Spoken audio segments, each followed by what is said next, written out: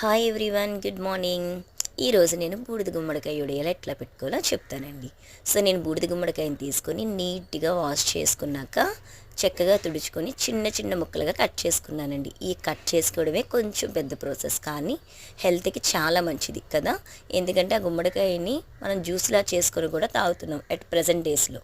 So ఇట్లా చేసుకున్నాక కొంచెం గారెరుబ్బులోని జీలకర్ర, పచ్చిమిరపకాయల పేస్టు, ఉప్పు, ఈ కట్ చేసుకున్న గుమ్మడికాయ ముక్కలు, ఇలా కట్ చేసుకున్న ముక్కలు ఇవన్నీ మంచిగా కలుపుకోవాలండి. చూడండి, నేను రుబ్బు దేంట్లో వేసుకున్నానో దాంట్లోనే కలుపుతున్నాను, ఎందుకంటే కలపడానికి నీట్గా ఉంటుందని.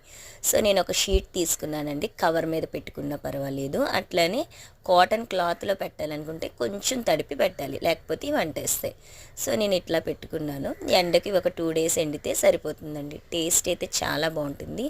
ఈవెన్ దో పిల్లలు కూడా చాలా ఇష్టంగా తింటారు. Thank you so much.